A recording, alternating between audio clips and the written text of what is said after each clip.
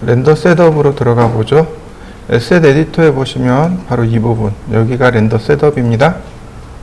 바로 이 부분. 톱니바퀴 그림 있죠? 여기가 렌더 셋업이고요. 그 다음에 렌더 옵션에 보시면 엔진이라고 나옵니다. CPU, 말 그대로 컴퓨터가 지닌 기본 CPU를 이용해서 렌더링 하겠다. RTX는 뭐냐면 엔비디아, 지금 그래픽 카드에 보면 GPU라는 것이 있습니다. GPU를 통해서 렌더링 하겠습니다. 이런 뜻입니다. 이렇게 체크해 주시면 돼요. 그 다음에 여기 CUDA라고 하는 것은 뭐냐면 이렇게요. CPU와 GPU를 동시에 활용해서 렌더링 하겠습니다. 이런 뜻입니다. 아무래도 제일 빠른 건 바로 중간에 있는 거겠죠. 근데 CPU를 체크해 놓고 쓰시면 되겠습니다. 여러분들도 한번 해보시죠. 이렇게 렌더링 체크해서 렌더링 시간을 한번 검색해 보시면 될 것 같습니다. 자, 선택하고 렌더.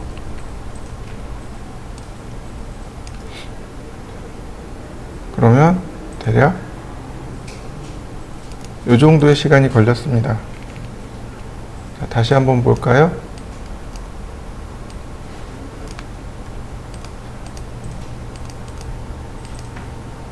아직 렌더링이 안 끝났네요. 생각보다 오래 걸렸네요. 자, 이번에는 그래픽 카드만 가지고 렌더링을 걸어보죠. 렌더. 자, 보시면 여기 스탬프라고 하는 항목이 있는데 이 스탬프 항목을 눌러보면 여기 렌더링 타임이라고 나옵니다. 렌더 타임 0hour 1minute 22세컨드 1분 22초 걸렸다는 얘기네요. 자, 이번엔 다시 렌더.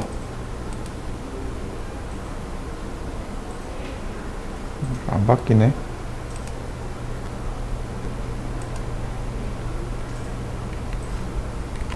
다음 보실까요? 저는 이제 보통 CPU를 놓고 많이 써요.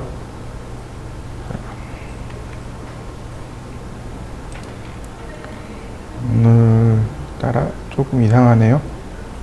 그 다음에 프로그레시브가 온오프가 될 수 있습니다. 그 다음 보시면은요, 프로그레시브라고 하는 것이 있습니다. 이 프로그레시브가 켜지게 되면 얘가 순차적으로 렌더링을 합니다.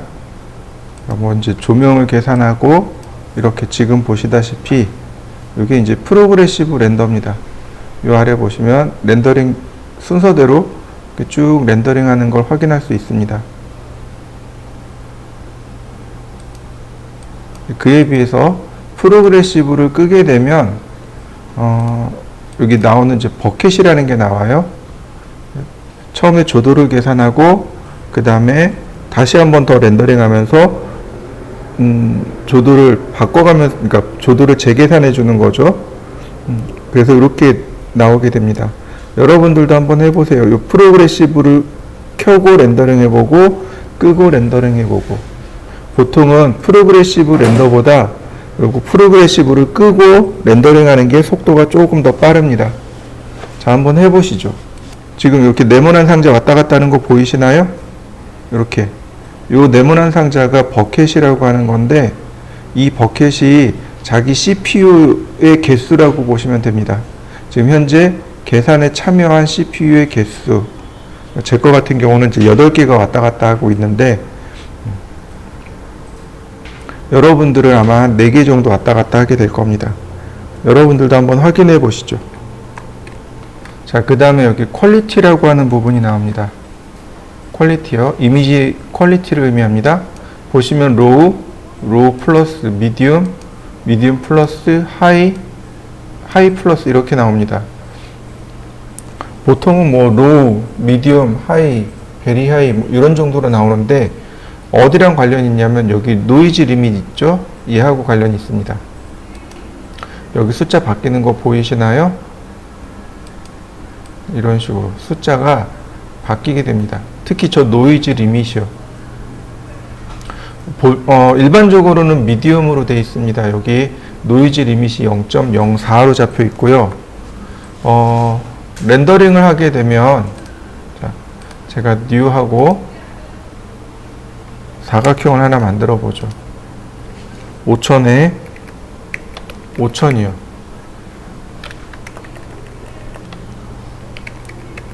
5m에 5m란 뜻이죠. 3,000. 그 다음에 이렇게 안쪽을 보고 렌더링을 걸어 보도록 하죠. 그러면 이와 같이 렌더링이 됩니다.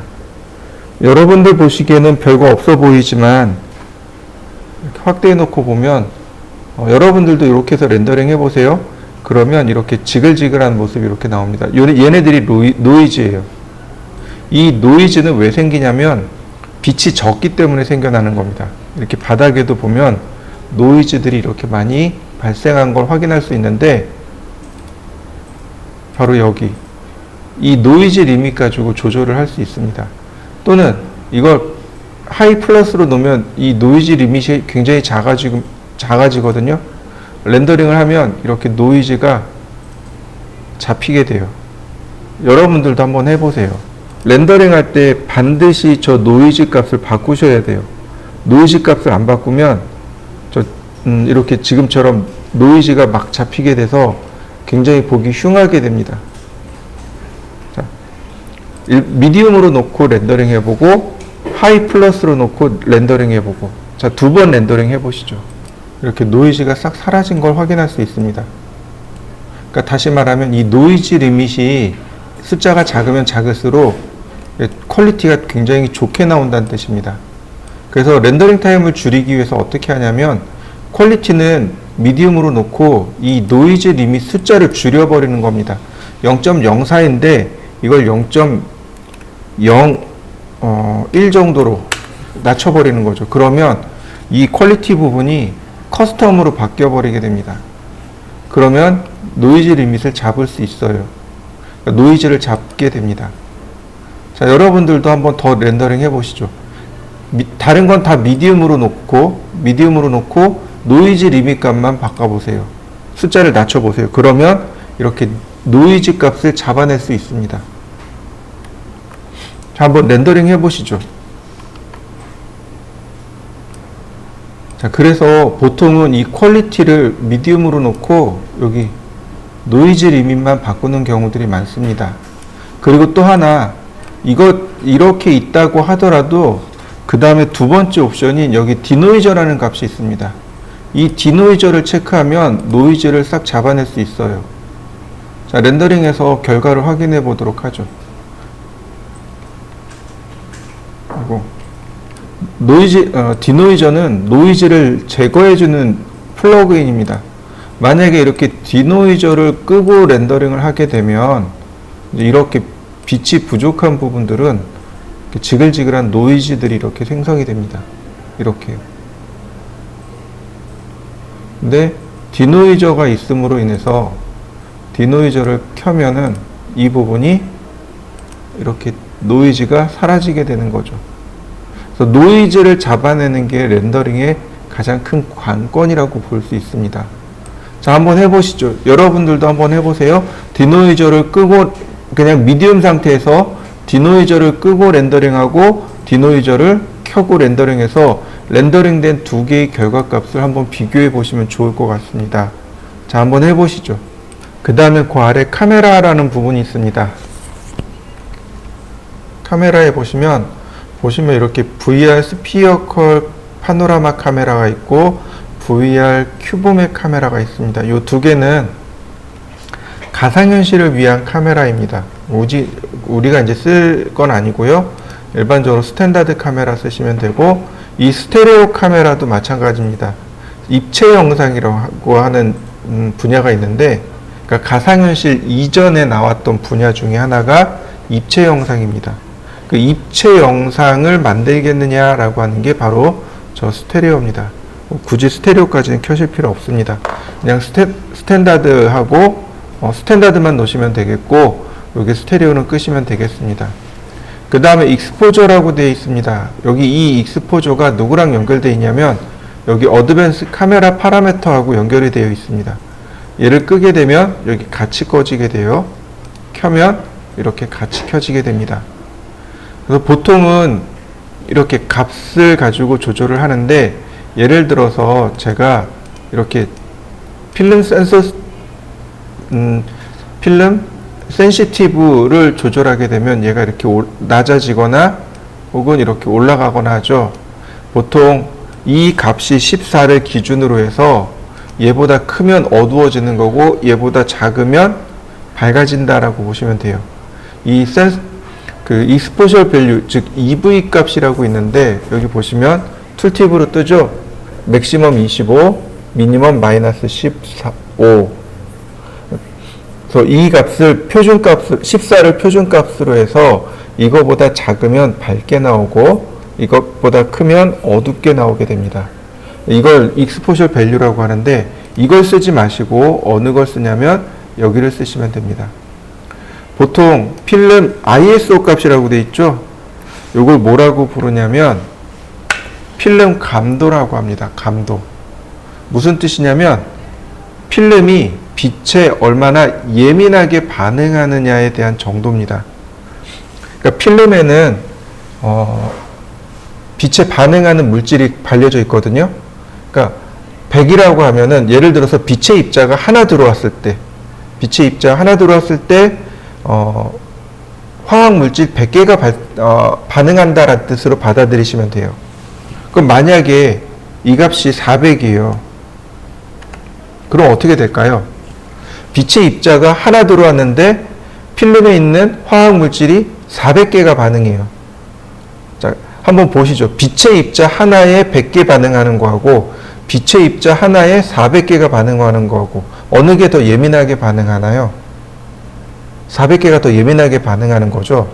네. 다시 말하면 더 밝게 나온다는 뜻입니다. 이렇게 보시면 돼요. 8월 1일 날 오후 2시 가장 햇볕이 강할 때는 이 ISO 값을 100 정도밖에 못 써요. 그런데 이렇게 실내로 들어오잖아요. 그러면 이 ISO 값이 한 200에서 400으로 늘어나야 됩니다. 왜냐하면 실내는 어때요? 빛이 없죠. 빛이 부족하죠. 그러니까 빛이 적게 들어와도 얘가 많이 반응을 해야 밝게 나오는 거죠. 일례로 예식장에서 사진 찍잖아요. 그때 사용하는 필름의 ISO 값이 800입니다. 그 예식장에서 찍으면 환하게 나오는 이유가 그거예요.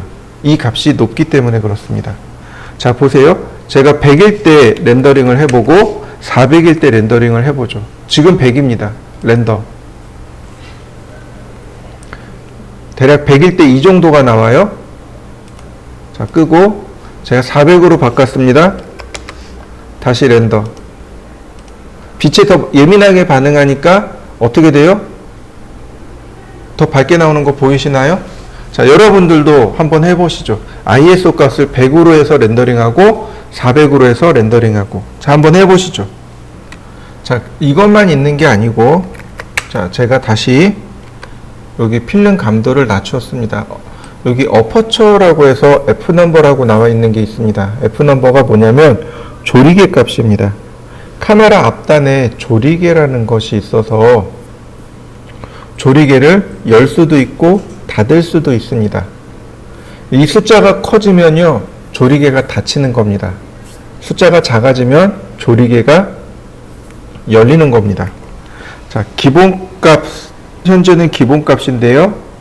자, 제가 이 조리개 값을 1로 놨습니다. 그리고 렌더. 많이 밝게 나오는 거 보이시죠? 이렇게 하얗게 나오는 건 타버렸다라고 이야기합니다. 자, 다시요. 조리개 값을 32로 놨습니다. 그럼 어둡게 나올 겁니다. 어둡게 나오는 거 보이시나요? 반대로 너무 어둡죠? 자, 다시요. 8로 놔봤습니다. 8이 기본값이니까 어느 정도 나오네요. 그럼 다시요. 이번에 4로. 그러면 숫자가 작아지면 밝아진다고 했습니다. 밝아지는 거 보이시나요? 자, 다시요. 기본값이 8이었으니까 이번엔 16으로 조리개를 닫았습니다. 자, 어둡게 나오는 거 보이시나요? 자, 여러분들도 조리개 값을 저처럼 바꿔가면서 렌더링을 한번 해보시죠. 그 다음에 셔터 스피드라는 것이 있습니다. 그러니까 셔터의 열리고 닫히는 속도를 말합니다. 얘는 분수입니다. 기본값이 300으로 되어 있잖아요. 다시 말하면 300분의 1초란 뜻입니다. 300분의 1초 동안 셔터를 열고 닫겠습니다. 이런 뜻이에요. 보통 이렇게 1000분의 1초도 많이 사용합니다. 정말 찰나적으로 셔터를 열고 닫는 거죠. 자, 셔터를 한번 열어보도록 하죠. 300분의 1이었으니까, 자, 150분의 1초로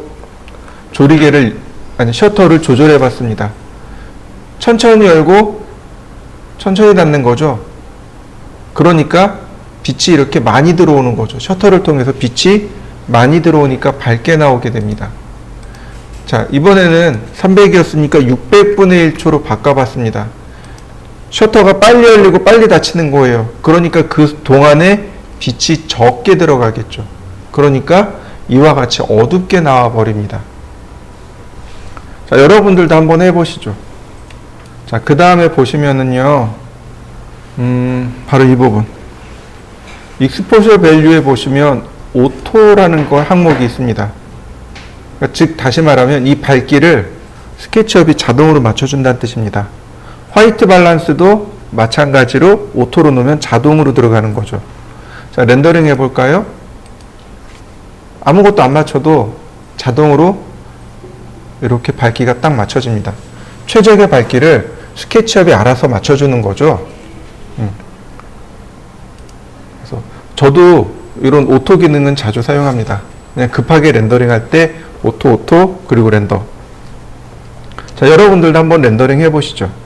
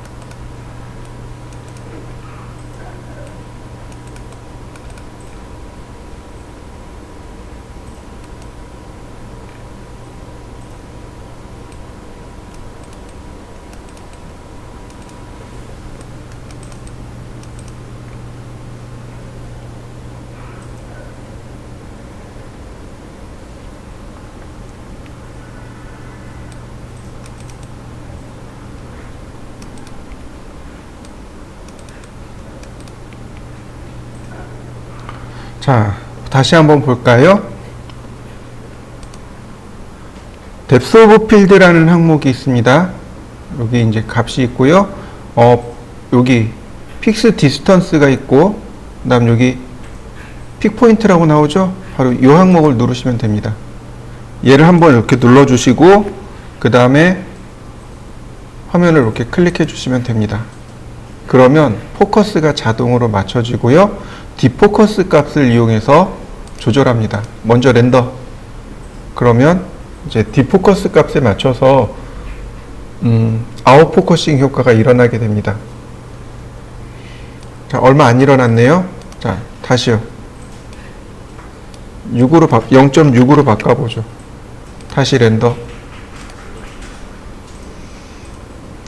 자, 앞쪽에 있는 얘가 흐려지는 거 보이시나요? 잘 안 보이나요? 그럼 아주 강력하게 강한 값을 넣어보죠. 디포커싱 효과를 1로 바꿔봤습니다. 렌더. 어떤가요?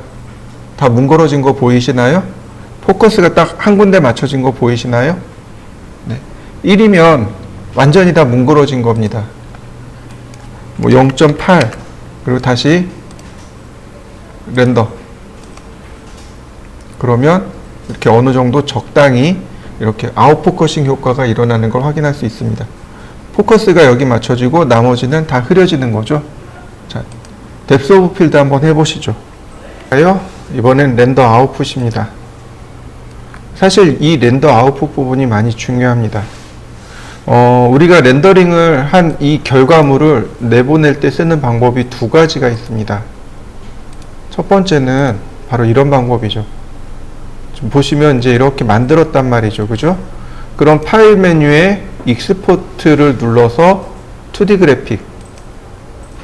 자, 이렇게 2D 그래픽으로 내보내기를 할 수 있습니다. 보시면 여러 가지 이미지 파일들이 있죠? 자, 익스포트. 그러면 2D 그래픽 이미지로 내보내기가 가능합니다.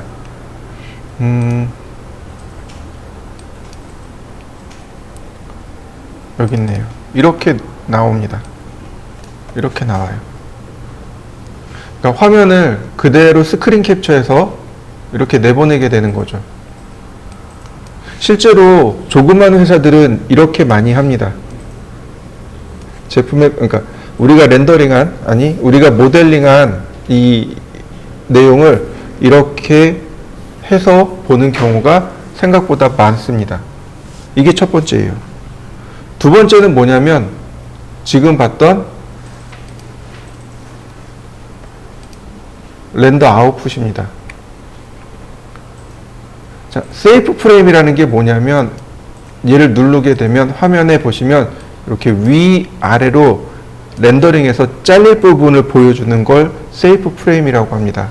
근데 이 세이프 프레임이 켜져 있으면 어디서 문제가 발생하냐면 여기 익스포트 할 때 문제가 발생합니다.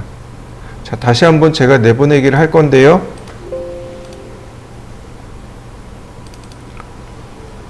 이렇게 이 위에도 이렇게 세이프 프레임이 그대로 묻어 나옵니다. 그래서 이 세이프 프레임은 꺼두는 게 조금 더 좋습니다. 물론 렌더링 할 때 어디까지 눈으로 볼 것인지 어디까지 나올 건지 보는 건 좋지만 그걸 꺼놓는 게 낫습니다.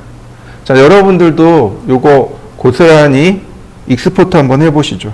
그 다음에 보시면 바로 여기 이미지 위드하고 하이트가 있습니다. 얘가 제일 중요해요.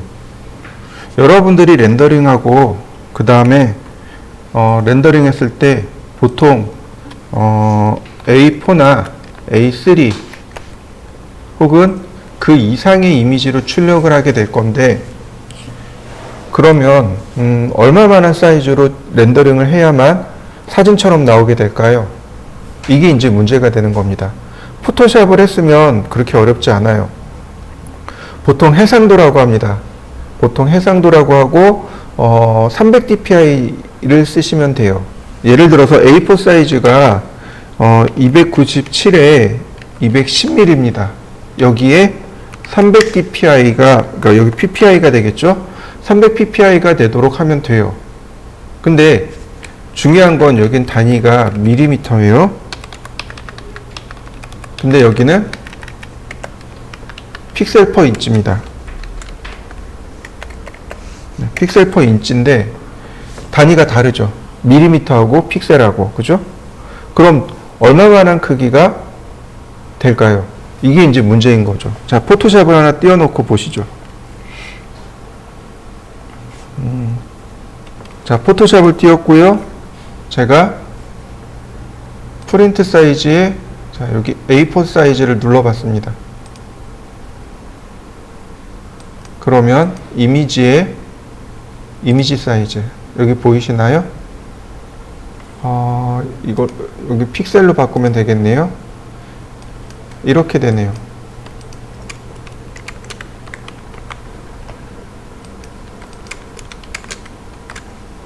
이 사이즈입니다. 이해되시나요? 가로 3500에 세로 2480. 이게 A4 사이즈입니다. 이해되시죠? 근데 이거보다 조금 더 쉽게 쓰는 방법이 있습니다. 그게 뭐냐면 A4 사이즈를 알면 이렇게 쓰시면 돼요. 297 0 곱하기 210 0 이렇게 해요. 이해되셨나요? 그러니까 원래 A4 사이즈에다가 뒤에 0을 하나 더 붙여버리는 거죠. 그럼 포토샵에서 띄운 3500에 비하면 약간 작죠. 그죠? 2400에 비하면 약간 작은 거죠. 충분히 이 정도는 우리 눈으로 커버를 할 수 있다는 거죠. 이렇게 쓰는 방법은 옛날, 그러니까 요렇게 쓰는 방법은 옛날 방식이고, 요즘은 이제 이렇게 포토샵 띄워서 사이즈를 조절하는 게 요즘 방식입니다. 자, 보시면 여기다가 이렇게 쓰는 거죠. 그래서 2970 그러면 이거 여기 와이드가 나오죠. 이렇게 와이드가 나오기 때문에 높이는 자동으로 조절이 됩니다. 뭐 1대1입니다. 그러면 2970에 1대1 혹은 4대3입니다. 그러면 2970에 4대3으로 자동으로 이렇게 비율 변경이 들어갑니다. 이 정도가 되어야 비로소 A4 사이즈로 출력했을 때 사진처럼 출력이 되게 됩니다. 무슨 뜻인지 이해되시죠? 이건 꼭 기억해 두셔야 되고, 또 하나 세이프 프레임이라는 것이 있습니다. 렌더링을 하게 되면 렌더링 시간이 되게 오래 걸려요. 그리고 컴퓨터 리소스를 다 씁니다. 그럼 어떻게 될까? 나중에 그 상태에서 저장을 해야지 그러고 컴퓨터 누르는 순간 저장한 것도 날아가고 컴퓨터가 꺼져버립니다. 다운됐다고 이야기하는데 렌더링 하게 되면 다운되는 경우들이 굉장히 많아요. 리소스를 많이 써버렸기 때문에 그래요. 그래서 어떻게 하냐면 세이브 이미지를 미리 걸어 놓는 거죠. 렌더링이 끝나면 렌더링된 결과물을 자동 저장시켜 놓는 겁니다. 그러면 여기까지는 자동으로 가요. 그래서 우리가 어떻게 하냐면 이 렌더링 끝나게 되면 그냥 컴퓨터 자연스럽게 껐다 키는 거죠. 그리고 세이브 이미지를 해놨기 때문에 해당 위치 가서 이미지를 찾아보게 되는 거죠. 그래서 여기 보시면 파일 패스 있죠? 여기를 눌러서 위치를 지정해 주는 겁니다. 이런 식으로. 자, 그리고 저장. 그러면 이 위치에 자동 저장하게 됩니다. 그리고 렌더링하면 사이즈가 크기 때문에 좀 걸릴 거예요. 자, 여러분들도 한번 해보시죠. 자, 그 다음에 environment라는 항목으로 넘어가도록 하죠. environment요. 이 중에 여기 GI 값만 체크하시면 됩니다. 이 GI 값이요. GI 값이 글로벌 일루미네이션의 약자로 여기 있는 이 오른쪽에 글로벌 일루미네이션이란 이 항목과 연동이 되어 있습니다. 이 값과 함께 사용합니다. 얘를 끈다고 해서 여기 글로벌 일루미네이션이 작동 안 하는 건 아닙니다. 얘를 키면 돼요. 무슨 얘기냐면 글로벌 일루미네이션은 이런 겁니다. 광원에서 빛이 나오잖아요. 그러면 우리는 그거를 빛의 입자라고 하겠죠. 그죠? 빛의 입자가 이제 나오는데 여기서 빛의 입자가 쭉 나와서 사물에 부딪혀요. 그러면 어떻게 될까요? 그냥 다 흡수하고 그냥 끝날까요? 그게 아니라는 거죠. 얘가 부딪혀서 튕겨 나와요. 이해되시나요? 일례로 가장 쉬운 예로 여러분들 바닷가나 물가에서 놀면 얼굴이 타는 거 아시나요? 왜 타죠? 직사광선 말고 물에 반사돼서 타는 거죠? 근데 맞아요. 그게 지하의 값입니다. 이해되시나요? 다시 설명합니다. 광원에서 직접적으로 나오는 건 프라이머리 레이라고 합니다. 주광원. 근데 사물에 부딪혀서 조명들이 이렇게 그러니까 빛이 쪼개져서 나올 거 아니에요. 그죠? 이걸 세컨더리 레이라고 합니다. 두 번째 광원. 그래서 여기 보시면 이렇게 프라이머리 레이하고 세컨더리 레이로 이렇게 나눠서 계산합니다. 프라이머리 레이, 세컨더리 레이 이런 식으로 나눠서 계산하는데 바로 이 GI라는 게 바로 그걸 의미합니다. 프라이머리하고 세컨더리 레이를 나눠서 계산해 주세요 라고 하는 겁니다. 자, 보시죠. 투시도.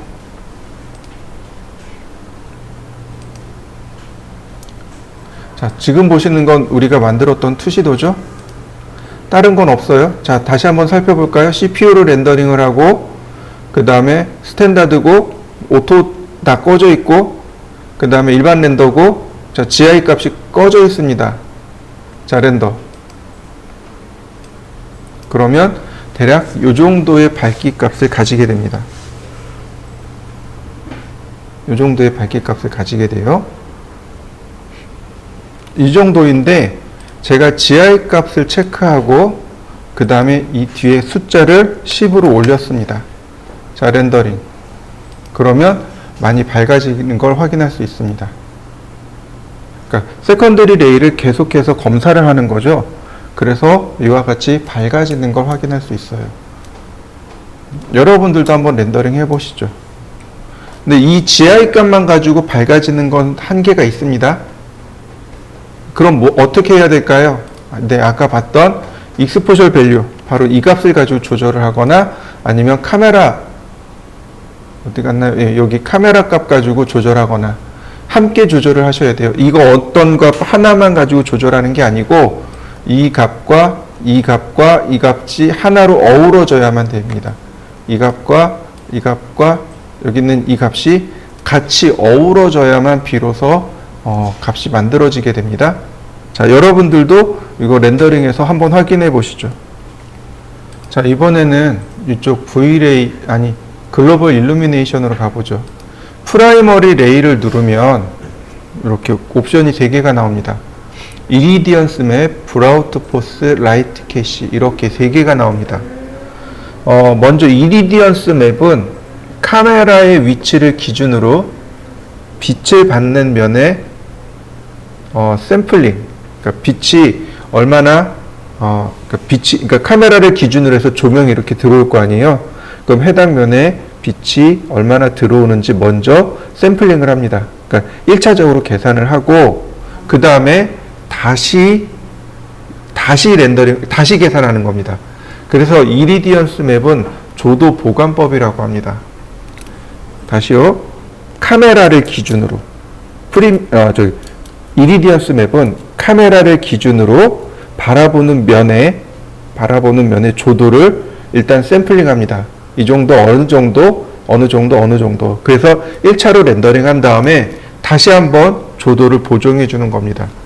그게 이리디언스 맵이고, 브라우트 포스는 카메라의 위치는 상관없습니다.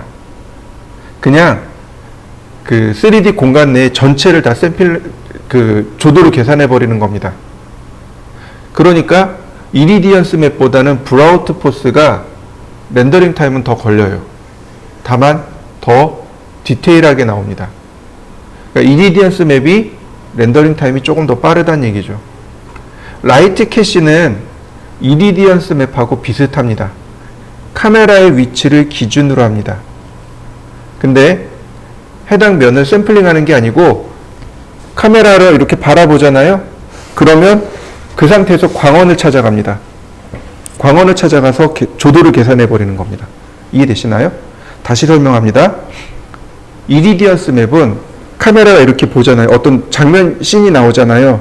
그 해당 씬의 조도를 그냥 먼저 계산하는 겁니다. 전체를 계산하는 게 아니고 몇 개 이런 식으로 계산을 해요. 그리고 나서 나중에 조도를 다시 보정을 합니다. 그런데 라이트 캐시는 그게 아니고 똑같아요. 카메라가 보이는 면 있죠?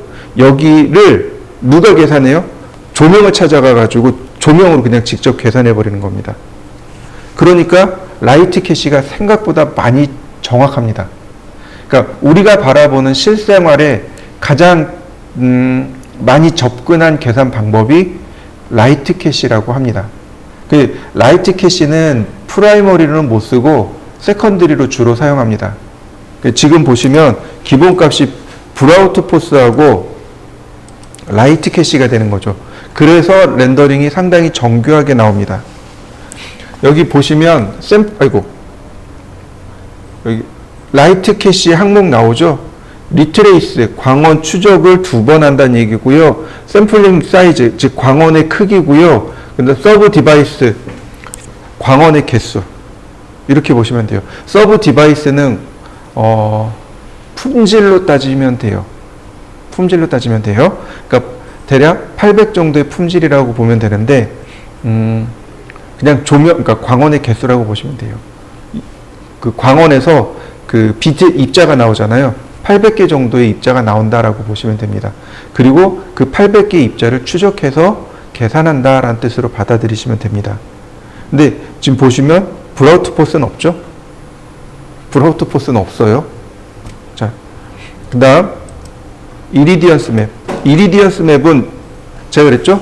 샘플링을 한다고? 단위 면적당 샘플링을 하는데 미니멈 레이스, 맥시멈 레이스. 최대 샘플링의 크기, 최소 샘플링의 크기란 뜻입니다.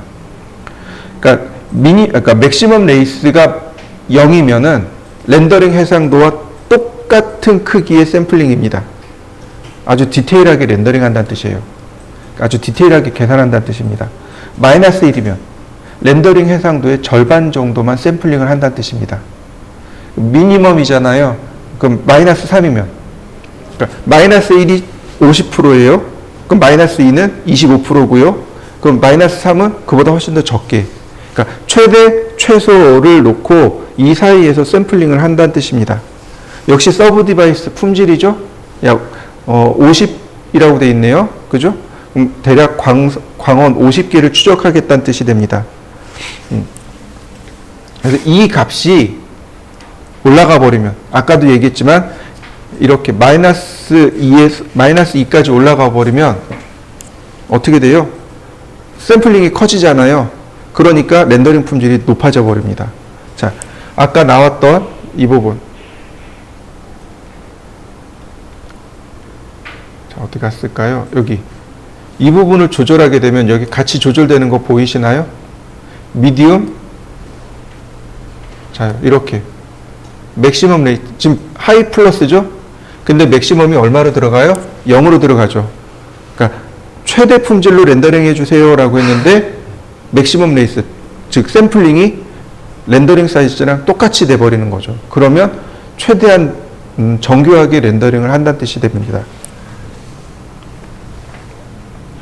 그래서 보통 어떤 거 쓰냐면 이리디언스 맵, 그러니까 프라이머리 레이는 이리디언스 맵을 쓰고 세컨더리 레이는 라이트 캐시를 많이 써요. 자, 렌더링. 조금 변화가 일어날 겁니다. 근데 이거 가지고 변화가 많다, 적다 이렇게 구별하기는 좀 어렵습니다. 자, 그 다음에 우리가 봐야 될 게 이건 이제 밝기는 오토로 놔야죠. 그래야 밝기가 이렇게 조절이 될 거고요. 그 다음에 얘는 품질은 미니멈으로 놔야죠. 어디 갔나요?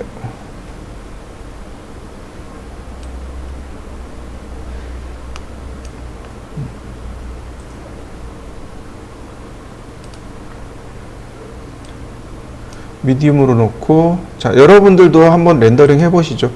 이 부분을 이리디언스 맵으로 해보고 브라우트 포스로 해보고, 그 다음 여기는 라이트 캐시로 놓고 그리고 렌더링 해보시면 됩니다. 자, 여기 글로벌 일루미네이션에 보시면 여기 조절자가 하나 있습니다. 얘를 누르면 숨어있던 게 이렇게 나와요. 이렇게 쭉 숨어있던 게 나오는데 그 중에 누가 있냐면 여기 앰비언트 어클루전이라고 하는 것이 있습니다. 앰비언트라는 단어가 뭐냐면은 빛이 없을 때, 그러니까 예를 들어서 시골길 있죠. 논밭 같이 가로등 없는 그런 시골길 같은 데 보면은 아주 어슴푸레하게 윤곽이 다 보이잖아요.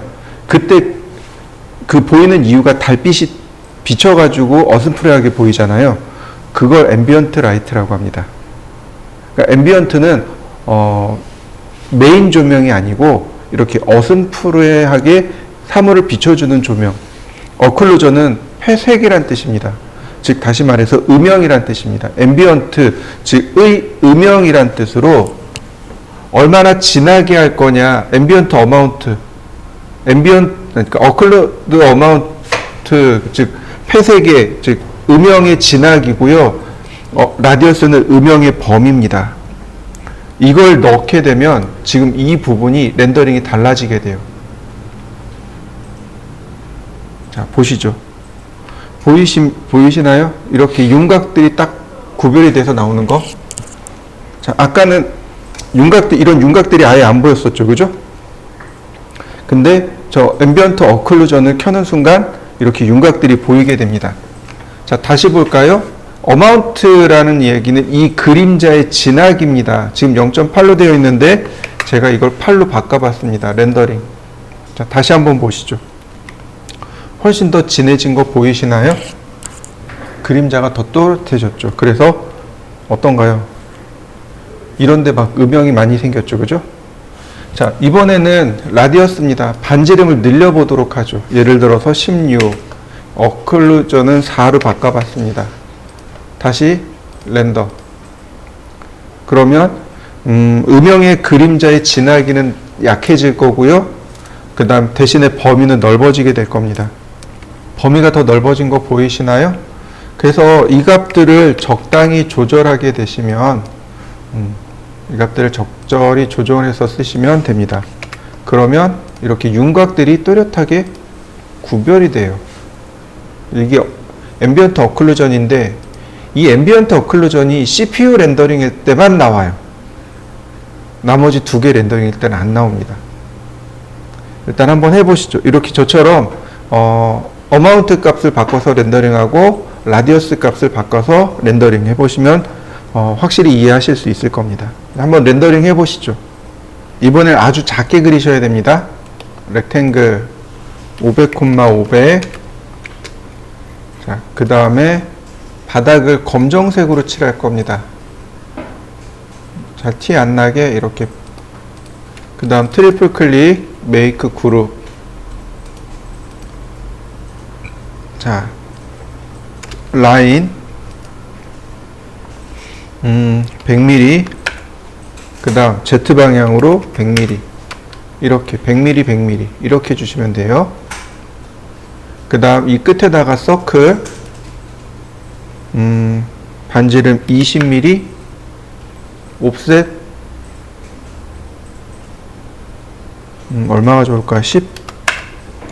자, 가운데 지우고 푸시 앤 풀 20. 자, 트리플 클릭 메이크 그룹.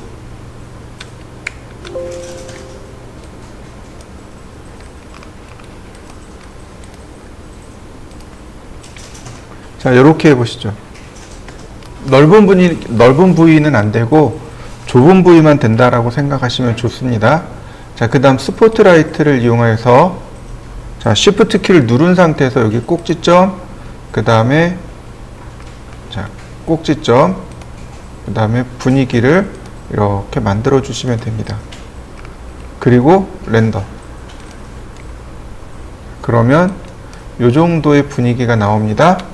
자, 이때 시간은 자, 밤으로 바꿔주세요. 한밤중으로. 그러면 주변이 어둡고 정확하게 여기만 바라볼 수 있도록 이렇게 바꿔주시면 됩니다. 자, 이렇게 한번 해보시죠. 재질로 들어갑니다. 여기 에셋 에디터를 띄우고 재질로 들어가면 아마 여기 22 메탈이라는 게 있을 겁니다. 그 중에 여기 크롬 폴리시드라고 하는 것이 있을 겁니다. 한번 찾아보세요. 크롬 폴리시드가 이렇게 있고, 자, 이 크롬 폴리시드를 누구한테 주느냐? 얘한테 주는 거죠.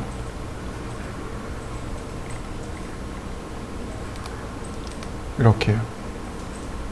자, 그리고 지금 여기 커스틱 효과 들어간 거 보이시나요? 이 부분. 빛의 반사나 재질의 투명함으로 인해서 굴절 효과가 일어나는 것. 그래서 빛이 바닥에 왜곡돼서 보이는 효과들, 이런 걸 커스틱이라고 합니다. 이거 커스틱 효과라고 해요. 그래서 수영장 같은 데 있잖아요. 이게 밑에 수영장 있고 위에 지붕 있으면 수영장 물결 때문에 이 지붕 쪽에 일렁일렁 거리는 거 있죠. 이런 게 다 커스틱 효과입니다. 그래서 커스틱 효과 주는 방법은 이렇게 크롬 폴리시드를 이용하시면 조금 더 편해요. 크롬이 은색이거든요. 그리고 폴리시드가 광택이란 뜻입니다. 그러니까 즉 크롬 광택 재질이란 뜻이에요. 그러니까 광택 있는 재질한테는 반드시 저렇게 커스틱 효과가 일어납니다. 자, 한번 해보시죠. 자, 마지막으로 여기 볼륨 인바이러먼트를 좀 보도록 하죠. 자, 우리 다시 얘를 불러볼까요? 얘를 불러보시죠. 그리고 보시면 특별한 건 없겠고, 다만 여기 볼륨 인바이러먼트라는 값이 나옵니다. 여기에 보시면 두 가지 값이 나오는데 아리얼 퍼스펙티브를 쓰시면 돼요. 아리얼 퍼스펙티브가 뭐냐면 원근감에 따르는 안개 효과를 아리얼 퍼스펙티브라고 합니다. 여러분들 고속도로 다닐 때 그 풍경 보신 적 있나요? 많이 봤겠죠, 그죠? 이때 산이요. 우리나라는 산이 많죠, 그죠? 산들이 쭉 있잖아요, 그죠? 가까이 있는 산은 어떤가요? 또렷하게 잘 보이죠? 근데 멀리 있는 산은 어떤가요? 무슨 색으로 보이던가요? 하얀색으로 보입니다. 파란색이 아니고 하얀색으로 보여요. 이해되시나요? 네. 그게 바로 아리엘 퍼스펙티브입니다. 이거는 사진으로 보시면 조금 더 좋아요. 어떤가요? 앞에 있는 산은 잘 보이죠? 근데 멀리 있는 산들은 어때요? 흐릿하죠? 이게 이제 사실은 원근감 때문에 일어난 현상인데, 사람의 눈은 저렇게 원근감 때문에 이렇게 보이는데 저거를 마치 안개가 낀 듯이 저렇게 보여버립니다. 사람의 눈이. 저게 에리얼 퍼스펙티브 혹은 아리엘 퍼스펙티브 이렇게 부릅니다. 바로 이렇게 안개 효과를 주는 거예요. 멀리 있는 거에 따라서. 자, 그러면 이렇게 보시면 돼요. 값이 여기 비저빌리티 레인지라고 나와 있는데 이게 기본 단위가 미터입니다. 미터예요. 그러니까 제가 여기다가 100m라고 했습니다. 그리고 렌더. 안개가 낀 것처럼 보이는 거 맞습니까? 뒤에 안개가 꼈죠, 그죠? 거리를 줄여보세요. 그러면 안개가 더 진하게 낍니다. 거리를 늘려보세요. 안개가 더 여리게 낍니다. 한번 해보시죠.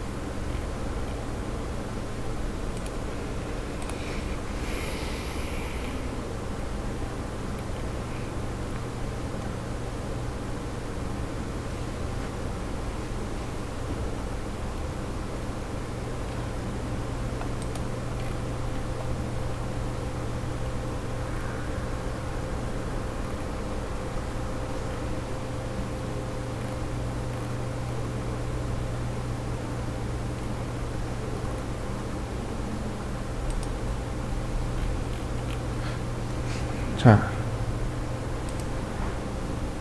이제 마지막으로 하나만 더 하죠. 여기 보시면은 어떤 값이 있냐면, 여기, atmospheric height라고 하는 것이 나옵니다. 안개의 높이인데 지금 6,000m, 즉 6km로 나와 있습니다. 제가 이거 2m로 바꿔보죠. 안개의 높이를 조절을 해봤습니다. 그리고 안개도 좀 당겨 보도록 하죠. 10m, 그리고 렌더. 그러면 이렇게 아래쪽으로 안개가 들어간 거 보이시나요? 다시. 너무 진하네요. 50m. 다시 렌더. 그럼 이렇게 아래쪽으로만 안개가 들어간 거 보이시나요? 이런 안개가 있을까요? 있어요. 무슨 안개가 이렇게 길까요? 물안개요. 물안개가 바닥에서 이렇게 올라가죠. 네. 그럴 때 안개를 이렇게 주시면 돼요. 제가 5m로 줬지만은 이거보다 훨씬 더 낮게 주시면 됩니다. 1m 이하로 해서 그리고 주시면은 물안개처럼 바닥에서 이렇게 아지랑이 올라오는 것처럼 그렇게 표현해 주실 수 있습니다. 자, 렌더링 한번 해보시죠.